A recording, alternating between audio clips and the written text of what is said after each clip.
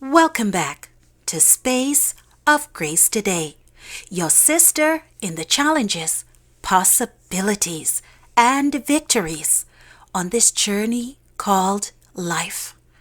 Our hope is that you will find wholesome morsels that will whet your appetite and leave you thirsting for more of God. Life after failure. People dread failures. The thought of plans going awry, having to face family, friends, and colleagues after a fall is quite nerve-wracking and daunting. But failure is not the end of the world. As a matter of fact, failures can serve as a springboard propelling one forward in a direction never considered. Scientists are faced with failures on a regular basis when testing their experiments. They don't allow this to deter them from pressing forward. Actually, their experiences of failure produces very important data on what doesn't work, and it helps them to map out an alternative direction in which to explore. It is then and only then that other opportunities and potentials are realized and hope is stirred again for a comeback.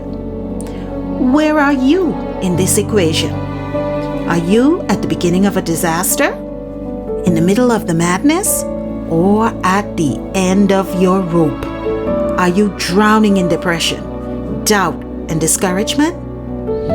I know failures can be very embarrassing and debilitating, but it can be even more toxic when one pitches a tent and begins to live life in the shadow of that failure. I like the way that Paul the Apostle puts it in 2 Corinthians 4, verses 8 through 9. We are hard-pressed on every side, but not crushed, perplexed, but not in despair, persecuted, but not abandoned, struck down, but not destroyed. Dear friends, it is time to get up from that place of gloom and doom and start preparing a game plan for a comeback. Look, let's be honest about this. It's not going to be easy, but it may cause you to live a little more leaner with less comforts in order to work your way from failures to focusing on future success.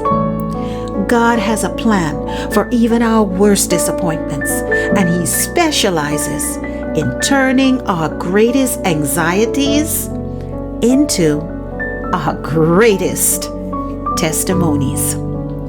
Today's reflections, James chapter 1, verses 2 through 4. It reads, "Consider it pure joy, my brothers and sisters, whenever you face trials of many kinds, because you know that the testing of your faith produces perseverance. Let perseverance finish its work, so that you can be mature and complete, not lacking anything." Be encouraged today, my brother and sister. Even in this, God has a plan for even our worst disappointments, and He specializes in turning our greatest anxieties into our greatest testimonies. Your sister in the journey, until next time, saying, be encouraged. Hang in there. This is your inspiration on the way.